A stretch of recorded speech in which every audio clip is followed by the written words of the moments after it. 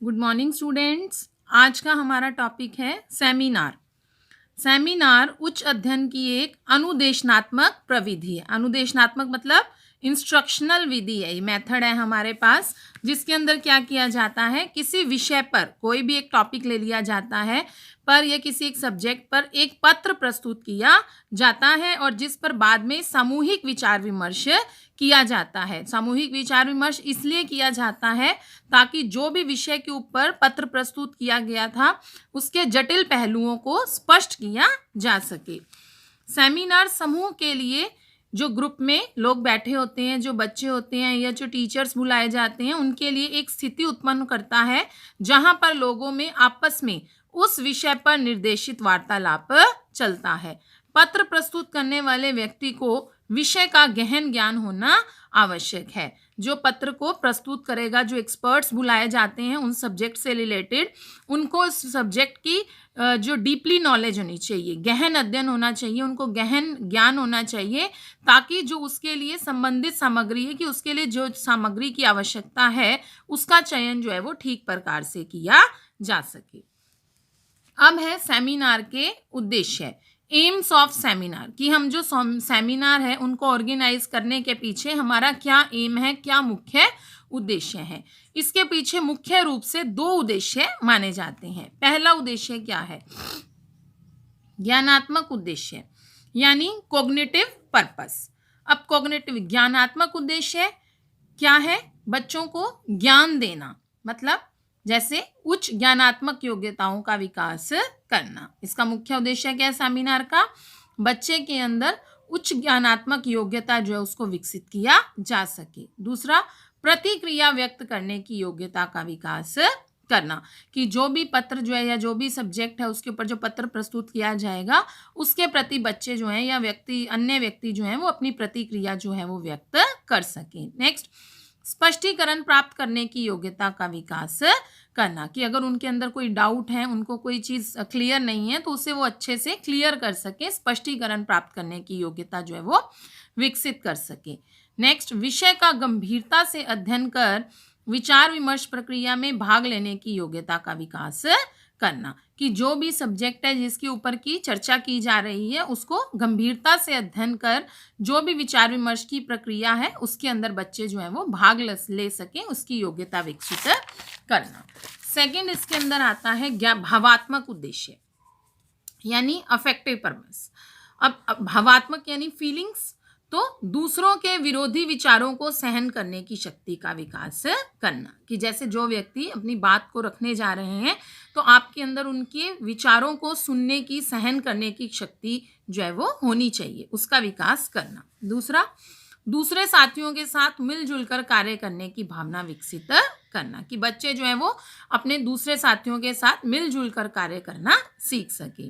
Next, प्रश्नों के पूछने एवं उनके उत्तर देने में अपने व्यक्तित्व की प्रभावी छाप छोड़ने की योग्यता विकसित करना, कि बच्चा जो है वो प्रश्नों को पूछे या प्रश्नों के उनसे कोई प्रश्न पूछ रहा है और उनके उत्तर दे रहे हैं वो, तो उनमें जो उनकी अपनी पर्सनैलिटी है उसकी छाप जो है वो छोड़ने की योग्यता विकसित करना।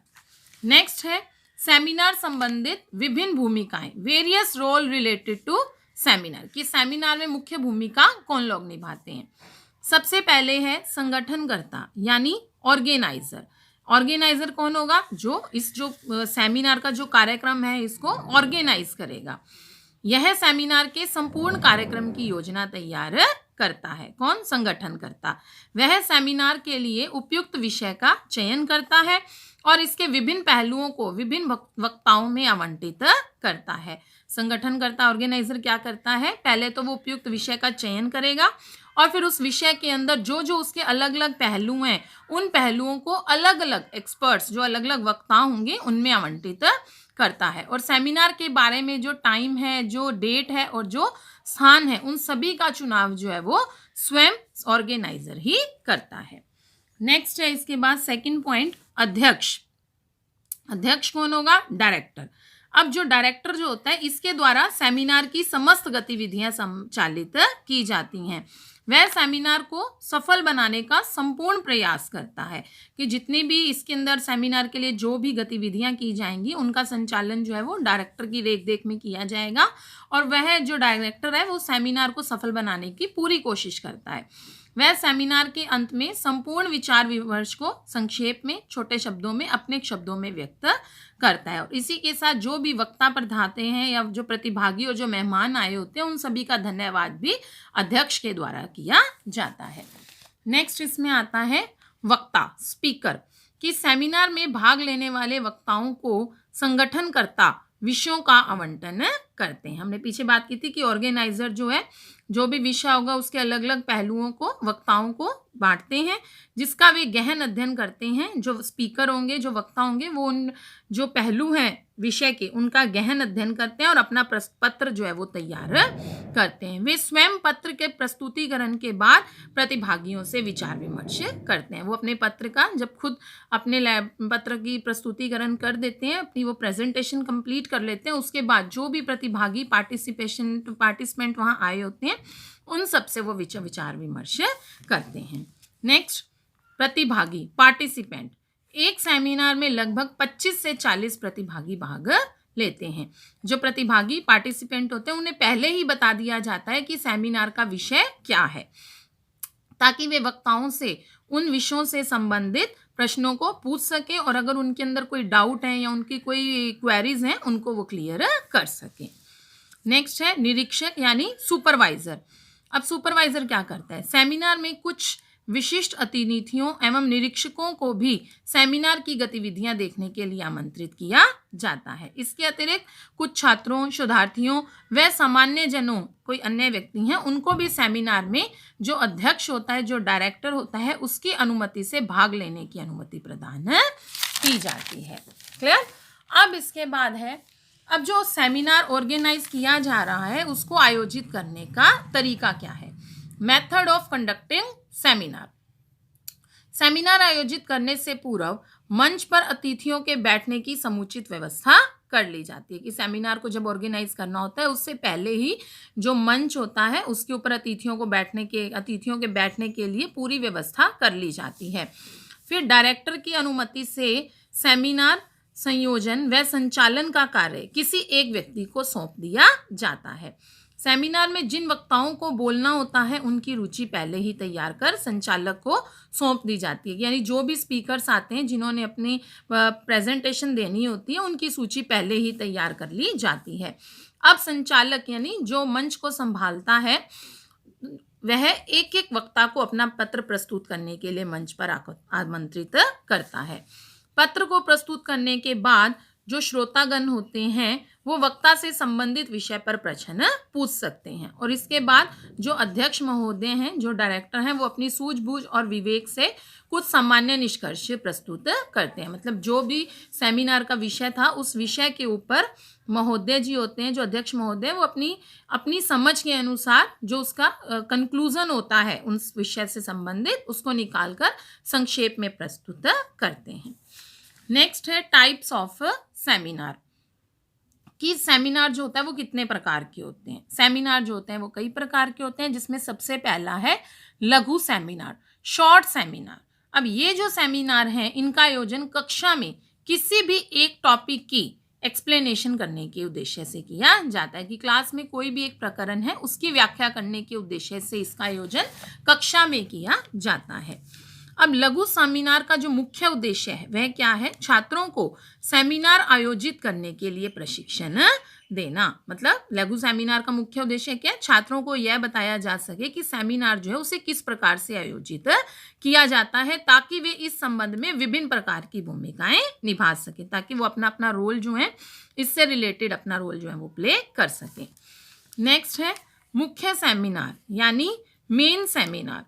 जो मुख्य सेमिनार का आयोजन जो है वो संस्थान स्तर पर, कोई भी एक संस्था है उस संस्था के स्तर पर किसी भी महत्वपूर्ण विषय को लेकर आयोजित किया जाता है। अब इस प्रकार के सेमिनार में क्या होगा, जो संस्था होगी उसके सभी छात्र व अध्यापक वर्ग उसके अंदर भाग लेते हैं। जैसे कोई भी एक कॉलेज या कोई भी एक स्कूल है उसके स्तर पर ये आयोजन किया जा सकता है और उसमें उस स्कूल या कॉलेज के सभी छात्र और जो अध्यापक वर्ग है वो उसमें अपना भाग लेते हैं। नेक्स्ट है राष्ट्रीय सेमिनार यानी नेशनल सेमिनार। इस प्रकार के सेमिनार किसी भी परिषद या संस्थान द्वारा राष्ट्रीय स्तर पर यानी नेशनल लेवल पर इनका आयोजन किया जाता है। सेमिनार के विषय से संबंधित विशेषज्ञों को इस प्रकार के सेमिनार में आयोजित किया जाता है कि जो हमारा नेशनल लेवल का सेमिनार है, जो इसके जो टॉपिक है नेशनल लेवल के, उससे रिलेटेड टॉपिक के एक्सप्लेनेशन के लिए जो विशेषज्ञ हैं उनको आमंत्रित किया जाता है। नेक्स्ट है इंटरनेशनल सेमिनार, अंतर्राष्ट्रीय सेमिनार। और यह जो सेमिनार होते हैं ये बड़े बड़े अंतर्राष्ट्रीय संगठन जैसे यूनेस्को, हमारे पास एक बड़ा अंतर्राष्ट्रीय संगठन है, उनके द्वारा अत्यधिक गूढ़ एवं व्यापक विषयों को लेकर किए जाते हैं।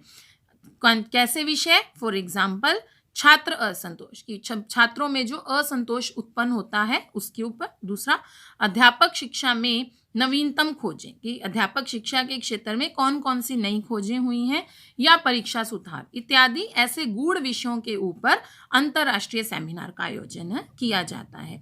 कोई भी राष्ट्र अंतर्राष्ट्रीय विषयों को लेकर इस प्रकार के सेमिनार आयोजित कर सकता है। भी कोई भी राष्ट्र जो है वो इस अंतर्राष्ट्रीय जो विषय हैं उनको लेकर इस प्रकार के सेमिनार का आयोजन कर सकता है। नेक्स्ट है इसके बाद उपयोगिता या लाभ, यूटिलिटी। अब इसके कुछ लाभ भी हैं हमारे सामने, क्या है? इसके द्वारा प्रतिभागियों में विभिन्न प्रकार की योग्यताएं विकसित करने की क्षमताएं प्राप्त की जा सकती है कि सेमिनार द्वारा क्या होगा, जो पार्टिसिपेंट हैं उनके अंदर विभिन्न प्रकार की योग्यताएं जो हैं वो विकसित की जा सकती हैं। दूसरा, सेमिनार के द्वारा उच्च मानसिक योग्यताओं का विकास किया जा सकता है। उच्च मानसिक योग्यता जिसमें कि उन्हें ज़्यादा मानसिक कार्य करना हो, जैसे विश्लेषण, संश्लेषण, मूल्यांकन एवं सृजनात्मकता। नेक्स्ट, प्रतिभागियों में विभिन्न प्रकार की भावात्मक योग्यताओं का विकास किया जा सकता है कि जो पार्टिसिपेंट हैं उनके अंदर भावात्मक योग्यता मतलब दूसरों के साथ सहयोग करना या अपने दूसरों के विचारों का आदर करना या दूसरों के विचारों को धैर्यपूर्वक सुनना इत्यादि, इस प्रकार की योग्यता को उनके अंदर विकसित किया जा सकता है। नेक्स्ट, सेमिनार के द्वारा अच्छी अधिगम आदतों का विकास किया जा सकता है। अच्छी अधिगम यानी सीखने की अच्छी आदतें, जैसे जो भी विषय है उस विषय के ऊपर पूर्ण तैयारी, और जो अगर वहाँ पर कोई विचार विमर्श का कार्य हो रहा है तो उस विचार विमर्श में साझेदारी की बच्चे जो है वो अपनी पूरा पार्टिसिपेशन उसके अंदर दे सके, ऐसी आदतों का विकास जो है वो बच्चों के अंदर किया जा सकता है। नेक्स्ट है लिमिटेशंस कि अब इसके क्या दोष हैं, क्या सीमाएं हैं सेमिनार की। देखिए, सबसे पहला है कि सेमिनार जो है हम उसे सभी विषय पर आयोजित नहीं किए जा सकते, कि सेमिनार का जो आयोजन है वो हर विषय पर किया जाना संभव नहीं हो पाता। नेक्स्ट, सेमिनार आयोजित करने में बहुत अधिक धन खर्च होता है। देखिए, सेमिनार को जो आयोजन करना है, अगर हम उसे नेशनल लेवल या इंटरनेशनल लेवल पर कर रहे हैं तो इसमें बहुत अधिक धन जो है वो खर्च होता है। इसके अलावा जो सेमिनार में जो पार्टिसिपेंट होते हैं उनके लिए भी ये बहुत खर्चीला साबित होता है, क्योंकि सेमिनार के अंदर प्रवेश लेने के लिए एक प्रवेश फीस शुल्क रखा जाता है जो कि अधिक होता है। तो इसके लिए हर व्यक्ति के लिए उसमें भाग लेना जो है वो संभव नहीं हो पाता। नेक्स्ट, सेमिनार में 3 से 5 दिन लगते हैं, कि सेमिनार का जो आयोजन होता है वो कम से कम 3 या 5 दिन का होता है। यही कारण है कि सभी लोग सेमिनार में भाग नहीं ले पाते, क्योंकि इसमें आपको जब सेमिनार में आप भाग लेते हैं तो आपको वो दिन जो है वो कंप्लीट करने होते हैं, उसके बाद ही आपको वो सर्टिफिकेट जो है वो मिलता है। तो आज वर्तमान समय में लोगों के पास समय की बहुत कमी है, तो जिसके कारण कि हर व्यक्ति 3 से 5 दिन जो है वो समय नहीं निकाल पाता। नेक्स्ट, सेमिनार में भाग लेने के बाद किसी भी विषय का आवश्यक ज्ञान तो प्राप्त होता है, परंतु संपूर्ण ज्ञान का अभाव रहता है। कि जब हम सेमिनार में भाग लेते हैं तो देखिए जो एक्सपर्ट आते हैं वो आपको जो भी टॉपिक होता है जिसके ऊपर कि उन लोगों ने आपसे बातचीत करनी होती है या अपना प्रेजेंटेशन देनी होती है, तो उसमें वो मुख्य मुख्य बिंदुओं के बारे में तो नॉलेज दे देते हैं, लेकिन ये देखा जाए कि क्या हमें उस विषय का संपूर्ण ज्ञान, क्या उसे हमें उसकी पूरी डीपली नॉलेज मिल सकती है? नहीं, तो उसका जो है वो इसके अंदर अभाव रहता है। तो ये था हमारा सेमिनार टॉपिक। Thank you.